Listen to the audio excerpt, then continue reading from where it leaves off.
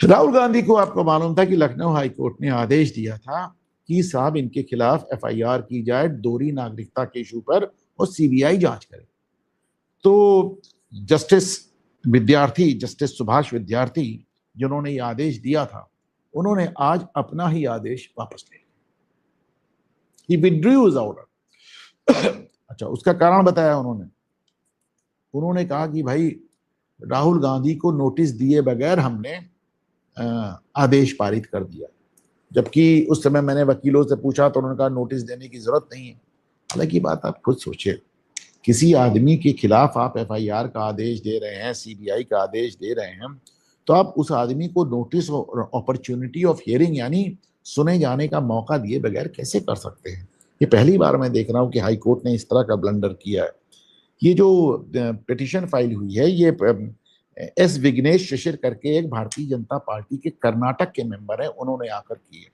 उन्होंने पहले रायबरेली कोर्ट में की थी, वहां खारिज हो गई तो लखनऊ कोर्ट में हुआ। बहरहाल इस मामले में 20 अप्रैल डेट लगी है। 20 अप्रैल को हो सकता है कि नोटिस देने के बाद फिर कर दें, पर मामला समझिए। जिन फाइलों को देखकर, बहुत ध्यान से सुनिए, जिन फाइलों को देखकर हाईकोर्ट के जज ने राहुल गांधी के खिलाफ एफआईआर का आदेश दिया, वो फाइलें आई थी अमित शाह के दफ्तर से, होम मिनिस्ट्री से, एस जयशंकर के दफ्तर से, फॉरेन मिनिस्ट्री से। तो भाजपा सरकार को तो सब मालूम है ना पहले दिन से। अगर उनको राहुल गांधी को इस मामले में फंसाना ही होता तो बहुत पहले फंसा चुके होते साहब, बहुत पहले फंसा चुके होते। तो ये अपने दिमाग से निकाल दीजिए कि कोर्ट, अब वो कोर्ट मॉनिटर ही करने लगे तो मैं नहीं जानता, वरना भारतीय जनता पार्टी अपने सबसे बड़े स्टार प्रचारक को जेल भेज देगी, मुझे ऐसा नहीं लगता। बहरहाल मैं एक बात अक्सर कहता हूं कि judiciary is not a monolith body. जो पूरा जो जुडिशियल स्ट्रक्चर है, पूरा जो न्यायपालिका का स्ट्रक्चर है, उसमें सब जज एक जैसे नहीं होते। जज भी हमारे आपके जैसे इंसान होते हैं। अब हर आदमी का अपना एक एक्सपीरियंस होता है, हर आदमी की अपनी एक ट्रेजेक्टरी होती है, अपनी एक लाइफ होती है, उसकी अपने एक थॉट होते हैं, उसके अपना एक थॉट प्रोसेस होता है, एक विचारधारा होती है। इस हिसाब से जजेस अलग, हर जैसा जज वैसा आदेश। मतलब संविधान तो वही है, अक्षर वही है, उनको पढ़ने का तरीका बदल जाता है। इसीलिए सुप्रीम कोर्ट आज तक दर्जनों के बाद अपने ही आदेश काट चुका है। दिखाता हूं आपको।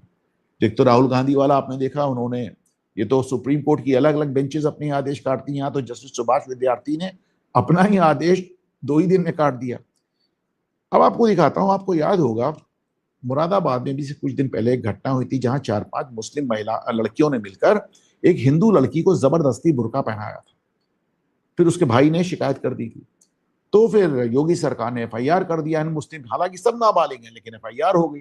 तो ये लड़कियां चली आई इलाहाबाद हाई कोर्ट। तो इलाहाबाद हाई कोर्ट ने इनके खिलाफ एफआईआर रद्द करने से मना कर दिया।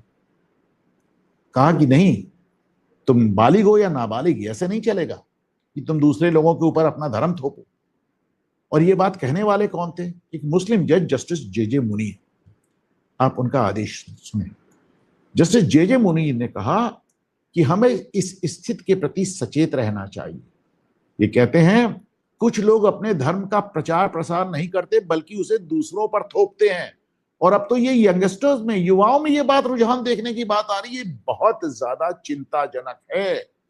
और इसीलिए उत्तर प्रदेश ने जो, मतलब जिसे यूपी गैर कानूनी धर्मांतरण, जो बाबा ने, जो योगी आदित्यनाथ ने जो 2021 में आदेश बनाया धर्मांतरण विरोधी, कहें वो जो कानून बनाया गया एकदम सही कानून है ऐसे लोगों के लिए, मुस्लिम जज कह रहा है। अब दूसरा देखिए, बहराइच में एक इसी तरह का मामला हुआ, कुछ लव जिहाद टाइप का। तो वो मामला कोर्ट में आया, तो उस मामले में उस आदमी को पूरी रिलीफ दे दी गई, उसके खिलाफ एफआईआर, एक मुस्लिम लड़का था, ना सिर्फ एफआईआर क्वैश की गई, बल्कि उत्तर प्रदेश के होम सेक्रेटरी को नोटिस हो गया कि यार पूरे, क्या तुम लोगों ने नाम लव जिहाद का ड्रामा मचा रखा है, धर्मांतरण का ड्रामा मचा रखा है, सब फर्जी हो रहे हैं मामले इस तरह के। और ये मामला, ये किसने कहा था? ये आदेश दिया जस्टिस अब्दुल मोइन। ये देखिए, तो ये जस्टिस अब्दुल मोइन साहब ने मोहम्मद फैजान की रिट को स्वीकार करते हुए उसकी एफआईआर ही नहीं रद्द की, पूरे उत्तर प्रदेश सरकार को कटघरे में खड़ा कर दिया। आपके सामने एक ही हाई कोर्ट के 2 अलग अलग बेंच और दोनों मुस्लिम जजेस हैं, दोनों के फैसलों में अंतर देख लें। जुडिशरी की बात हो रही है तो केरला की एक कोर्ट ने कम्युनिस्ट पार्टी सीपीएम के 10 लोगों को 2011 में इन लोगों ने भाजपा और आरएसएस के लोगों पे बम से हमला किया था। उन सब लोगों को लंबी सजा दी। जो मेन अभियुक्त है उसको तो 25 साल की सजा मिली। 10 माकपा के कार्यकर्ता। केरल का बड़ा रक्त रंजित इतिहास है साहब। ऐसे वहां पे मारा गया है आरएसएस वालों को।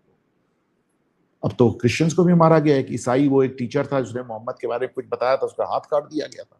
भाजपा अभी तक इसका लाभ नहीं उठा पा रही, पर हकीकत यह है कि वहां पर मुस्लिम कार्यकर्ता और साथ में कम्युनिस्ट कार्यकर्ता हत्या से बाहर हो गए। कम्युनिस्ट केरल को बंगाल बनाना चाहते हैं। वो चाहते हैं जैसे बंगाल को हमने मार काट के सही कर दिया 36 साल के लिए, वो वही काम करना चाहते हैं। लेकिन अब वहां पे बीजेपी की भी एंट्री हो चुकी है। एक और कोर्ट की बात बताते हैं। वो हमारे साथ झांसी में एक जज साहब है, आदित्य चतुर्वेदी। उन्होंने तमाम ऐसे इन मामलों में, लव जिहाद और तमाम मामलों में कई फैसले सुनाए। तो अब उनके ऊपर सीधे सीधे बम से उड़ा देने की धमकी आ गई। उन्होंने कहा कि साहब, तुमने हमारी कौम के बहुत लोगों को सजा सुनाई है, हम तुमको बम से ही उड़ा देंगे। बात यह नहीं कि उनको बम से उड़ा दिया जाएगा। मुझे 1% ही लगता है कि ऐसा कुछ होगा। 99% ये सिर्फ धमकी है। होता क्या है कि इस तरह की हरकतों से जजों पर दबाव बनाया जाता है, और फिर वही होता है जो आपने देखा कि अतीक अहमद का केस 10-10 जजेस छोड़ देते हैं। नोएडा में जो ये सब भड़काई हुआ था, मैंने आपको लगातार बताया कि इसमें बहुत ढेर सारे वामपंथियों का हाथ नजर आया, वामपंथी नेता। उसमें जो एक आदित्य आनंद, जो सबसे ज्यादा भड़काते हुए, जिसका सीसीटीवी पे फोटो आया, वीडियो आया, वो आदमी भाग के तमिलनाडु में घुस गया था और यूपी पुलिस उसको वहां से पकड़ के लाई। वो तमिलनाडु में मिला। देखिए, ये बहुत बढ़िया हो गया है।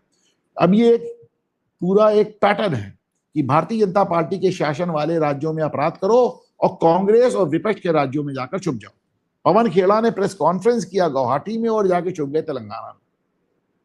इसी तरह ये आदित्य आनंद, नोएडा कांड का जो मेन अक्यूज्ड है, ये आदमी तमिलनाडु से गिरफ्तार हुआ। फाइनली साहब, चलते चलते आपको एक और इंटरेस्टिंग बातें बताऊं। एक योगी